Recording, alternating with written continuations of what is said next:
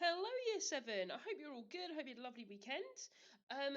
Just a reminder, as is the usual thing now, this week your second lesson with me will be over Zoom. So today's lesson is going to be on Show My Homework like normal, but our second lesson this week will be over Zoom. And I will email out the link and I will put it on Show My Homework, but just a reminder. Okay, so today we're going to follow on that story that we started last lesson. A couple of lessons ago, we met Henry VIII for the first time, one of the most famous kings in history, and we found out a little bit about him. Last lesson, we met this guy, Martin Luther, who was a religious reformer. He wanted to change the Catholic Church to make it better. He protested against the church, in fact. He wanted to be a Protestant, a new kind of Christian. So, the first thing we're going to do today is I'd like you first of all to do your date and title, okay, as usual. So today's title is Why Did Henry VIII Want a Divorce in 1525? Today we're going to find out how Henry and Martin Luther and their ideas finally came together to make our last big story of the king versus the church for this year. So the first thing you're going to do is you're going to take a quiz just to kind of check up on your knowledge from last lesson. To do that, you're going to click this link here and it should take you to the quiz. If that doesn't work, use this code and then that will get you onto the quiz as well. Okay, so your first task is to do that quiz and I want you to keep going until you can get full marks. And obviously this time you will be up against all the other year 7 classes that I teach. So if you manage to be number 1 on the leaderboard, you've done very, very well. Okay. Task 2 then is to write down these keywords and definitions for today. Now, today we're looking a lot about sort of people's love lives. We're looking at people's personal lives, particularly Henry VIII's personal life, which means there are a couple of words we need to know. The first one is miscarriage. Okay, and what a miscarriage is, it's very sad. It's when a lady is pregnant and unfortunately the pregnancy goes wrong before the baby comes out. So that pregnancy ends and there is no baby that is born.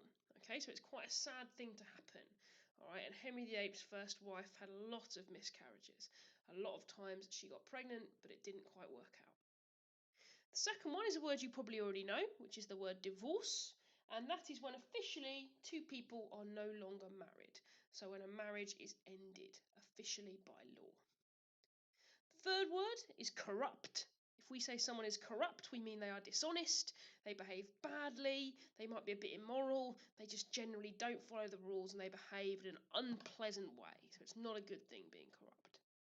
And then our final word, this was a key word last lesson too, but I just wanted to remind you, is monastery. So a monastery is a place where monks live. So it is a place where monks dedicate their lives to God. Okay, and so that monks there, you might have a nunnery and that has nuns. All right, but a monastery is what you have monks in. So task 2 is just to get those keywords written down in your book. You probably don't need to write out monastery again, but I just wanted to remind you what it meant. Okay, on to task 3 then. So today, as I say, we're looking at how the story of how Henry VIII and Martin Luther come into contact. And for this first one, we need to think about what their relationship was to start with. So Martin Luther, 1517, is when he comes out and he nails his 95 criticisms of the church to the church door, and he explodes onto the international scene, and everybody finds out who he is. Now, Henry hadn't been king very long then when this happened, when Martin Luther first came out, I suppose. And actually, Henry really hated Martin Luther to start with. He hated Protestants. Henry was a very devout Catholic. All right, and in fact, Henry hated Luther so much that he wrote a whole book about him. He wrote a whole book about how Martin Luther was wrong and that he shouldn't be criticising the church, and that actually the church is fine.